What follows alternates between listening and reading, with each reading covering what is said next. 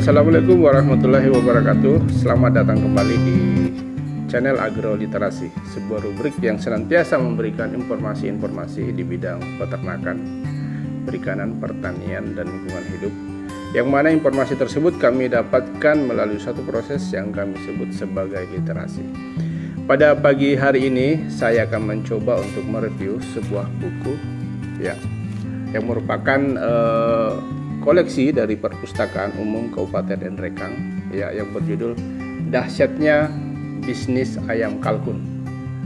Sebuah buku, ada beberapa catatan yang bisa kita ambil di sini. Yang pertama itu adalah bahwa buku ini dikarang oleh Paulus Nugraha Jati dan diterbitkan oleh Lili Publisher. Sahabat literasi, ayam kalkun pada dasarnya sudah cukup lama dipelihara oleh peternak di tanah air. Namun jarang sekali kita melihat peternak menyembelih dan mengkonsumsi daging ayam kalkun.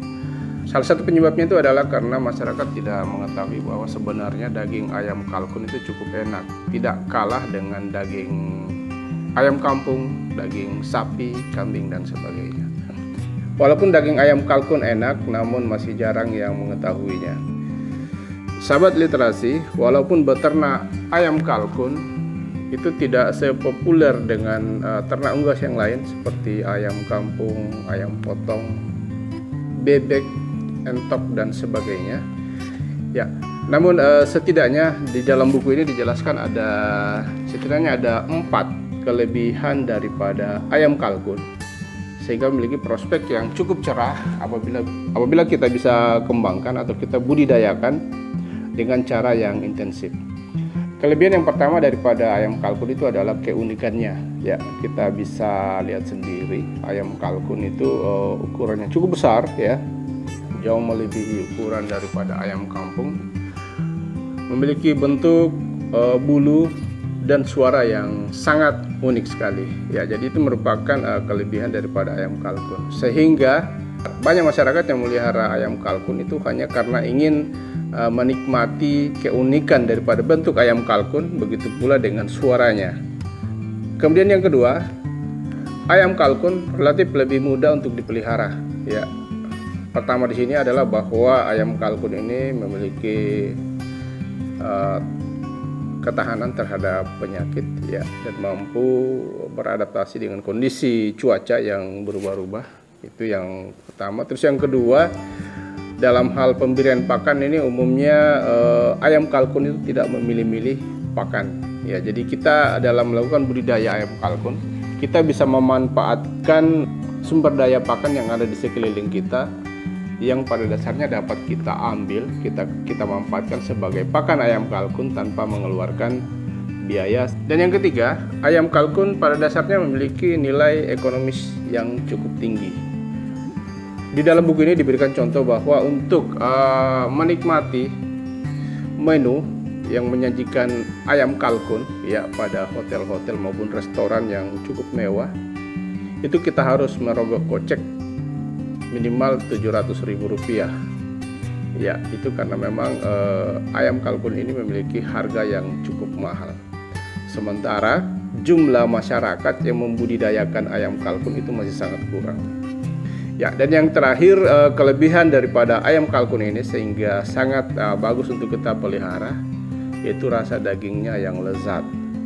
Rasa daging daripada ayam kalkun itu sering disamakan dengan daging sapi, dan mungkin ini yang menyebabkan harga daripada ayam kalkun tersebut itu cukup mahal. Sahabat literasi, di dalam buku ini dijelaskan ada beberapa aspek yang harus kita perhatikan sebelum melakukan usaha pembudidayaan atau pemeliharaan ayam kalkun. Aspek yang pertama itu adalah kandang. Sebagaimana kita ketahui adalah bahwa kandang itu merupakan tempat berlindung daripada ternak, dalam hal ini ayam kalkun, dari panas matahari maupun terpaan angin yang cukup dingin. Di samping itu, kandang juga merupakan tempat pemeliharaan daripada ayam kalkun. Sahabat literasi, setidaknya ada 4 jenis kandang yang dibutuhkan di dalam pemeliharaan ayam kalkun secara intensif. Yang pertama itu adalah kandang umbar atau kandang untuk mengumbar daripada ayam kalkun. Ya, biasanya memiliki luasan tertentu dan dibatasi oleh dinding.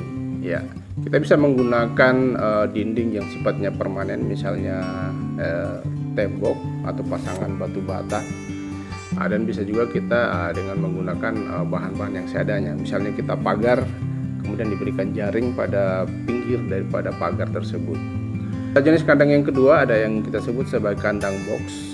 Kandang yang berbentuk box itu umumnya ada dua macam. Yang pertama itu adalah kandang box untuk ayam kalkun yang berumur 1 sampai 30 hari.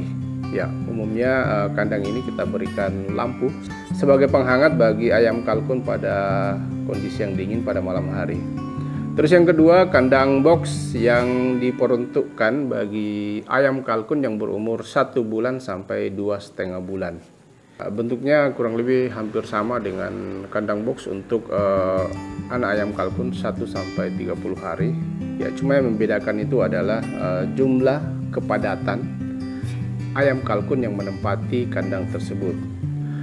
Kemudian yang ketiga, kita juga membutuhkan kandang ya bentuknya hampir mirip dengan kandang box, namun dikhususkan bagi pejantan. Ya, biasanya ukurannya 80 kali 80 cm ya. Jadi panjangnya 80 cm, lebarnya 80 cm dan tingginya 80 cm.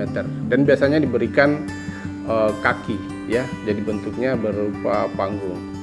Dan yang keempat itu adalah kandang untuk pengeraman yang diperuntukkan bagi ayam kalkun betina atau induk betina yang sedang mengeram. Ya, sahabat literasi, aspek yang kedua yang kita butuhkan, yang harus kita perhatikan sebelum melakukan budidaya ayam kalkun, yaitu adalah pakan. Ya, jadi ayam kalkun ini pada dasarnya merupakan jenis unggas, tidak memilih-milih pakan atau tidak memilih-milih makanan. Ya, namun di sini di dalam buku ini untuk melakukan usaha budidaya ayam kalkun secara intensif itu ada beberapa jenis pakan ya atau beberapa jenis makanan yang direkomendasikan. Di antaranya itu adalah yang pertama konsentrat ya, merupakan pakan pabrikan ya. Kita bisa memiliki beberapa merek pakan yang dijual di pasaran. Kelebihan daripada konsentrat ini itu adalah jumlah nutrisi yang terkandung di dalamnya sudah diperhitungkan dengan baik ya, baik itu protein, karbohidrat, lemak, mineral dan sebagainya. Namun demikian umumnya harga daripada konsentrat ini cukup sedikit agak mahal, sehingga harus dikombinasikan dengan jenis-jenis pakan yang lain. Jenis pakan yang kedua itu adalah bekatul atau dedak ya. Dedak ini sendiri merupakan limbah ya, yang masih dapat kita manfaatkan untuk kita jadikan sebagai pakan daripada ayam kalkun ini. Terus yang ketiga, kita juga bisa menggunakan tahu ya sebagai sumber protein nabati maupun sebagai sumber karbohidrat bagi ayam kalkun. Kemudian bisa juga kita manfaatkan sisa makanan ya. Jadi saya katakan tadi bahwa ayam kalkun ini merupakan jenis unggas yang pada dasarnya tidak memilih-milih makanan. Jadi kita bisa menambahkan sisa makanan. Kemudian selanjutnya kita juga bisa menggunakan pakan hijauan ya, daun-daunan yang pada dasarnya umumnya berada di sekitar kita, yang umumnya bisa kita tanam sebagai pakan alternatif daripada ayam kalkun. Ya, diantaranya itu adalah daun pepaya, ya, daun pisang, daun singkong, eceng gondok, genjer, ya, dan beberapa jenis daun yang lain. Termasuk di dalamnya itu adalah jenis-jenis sayuran tertentu, misalnya kangkung, sawi, bayam, dan sebagainya.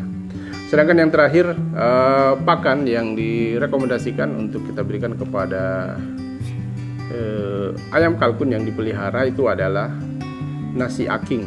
Ya, nasi aking adalah nasi sisa yang dicuci, dibersihkan, kemudian dijemur Pada saat pemberiannya biasanya nasi aking ini kita rendam pada air panas, kemudian diberikan kepada ternak ayam kalkun. Sahabat literasi, adapun aspek yang ketiga yang harus kita perhatikan sebelum melakukan pembudidayaan ayam kalkun, itu ada yang disebut sebagai pemeliharaan. Ya, jadi dalam pemeliharaan ini merupakan salah satu aspek yang sangat menentukan keberhasilan budidaya ayam kalkun yang kita lakukan. Ada beberapa tahapan atau beberapa kegiatan yang harus kita lakukan di dalam pemeliharaan ini. Yang pertama itu adalah pemberian pakan. Jadi harus kita perhatikan bagaimana waktu pemberian pakan, jenis-jenis pakan ya. Bagaimana kita meramu jenis-jenis pakan yang kita miliki untuk kita berikan kepada ayam kalkun sesuai dengan umur daripada ayam kalkun itu sendiri. Kemudian yang kedua, dalam pemeliharaan ini ada yang kita sebut sebagai sexing ya. Sexing itu adalah pemeriksaan jenis kelamin daripada ayam kalkun ya. Jadi ini bertujuan untuk pengelompokan daripada ayam kalkun pada saat pemeliharaan. Kemudian yang ketiga ada juga yang disebut sebagai penimbangan berat badan ya. Hampir sama dengan sexing tadi. Penimbangan berat badan ini bertujuan untuk mengelompokkan ayam kalkun yang memiliki bobot badan yang hampir sama. Jadi dipelihara pada tempat yang terpisah sesuai dengan bobot badannya.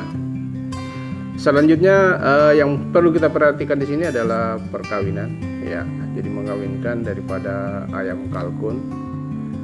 Selanjutnya perlu kita pahami juga di sini ada yang disebut sebagai pengeraman ya. Jadi kita harus menyiapkan kandang khusus untuk pengeraman daripada ayam kalkun. Namun demikian bisa juga kita memanfaatkan teknologi dalam hal pengeraman ini, yaitu dengan menggunakan mesin penetas daripada telur ayam kalkun. Itu bisa digunakan sebagai pengganti tahapan pengeraman yang dilakukan oleh induk betina daripada ayam kalkun. Selanjutnya yang perlu kita perhatikan dalam kegiatan pemeliharaan daripada ayam kalkun yaitu adalah perawatan anak daripada ayam kalkun. Ya. Salah satu fase atau tahapan yang cukup rawan daripada ayam kalkun itu pada saat ayam kalkun berumur 1 hingga 30 hari. Ya, jadi salah satu tahapan dalam pemeliharaan ayam kalkun yaitu adalah perawatan anakan ayam kalkun. Merupakan salah satu yang sangat menentukan keberhasilan daripada usaha budidaya ayam kalkun yang kita lakukan. Dan yang terakhir yang perlu kita perhatikan dalam perawatan ini adalah pencegahan daripada penyakit daripada ayam kalkun.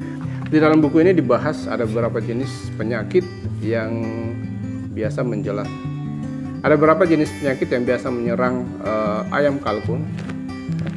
Begitu pula dengan cara penanggulangannya. Cara pencegahan dan penanggulangannya itu jelas tuntas dibahas dalam buku ini. Pada bagian akhir daripada buku ini itu disajikan pula ada beberapa resep masakan yang menggunakan bahan ayam kalkun. Di sini diantaranya itu adalah kalkun panggang, ya. Kemudian ada burger kalkun, sate kalkun dan sebagainya. Sahabat literasi, sekali lagi untuk mendapatkan informasi yang lebih lengkap tentang bagaimana kita mengelola bisnis ayam kalkun, ya silahkan Anda datang ke Perpustakaan Umum Kabupaten Nrekang. Silahkan mencari buku ini, Dahsyatnya Bisnis Ayam Kalkun, dan tentunya buku ini juga ada di perpustakaan umum yang ada di kota-kota Anda. Sahabat literasi, kiranya sampai di sini review buku kita kali ini, Dahsyatnya Bisnis Ayam Kalkun. Semoga bermanfaat dan dapat menginspirasi peternak unggas yang ada di tanah air. Kami akhiri, wabillahi taufiq wal hidayah. Wassalamualaikum warahmatullahi wabarakatuh.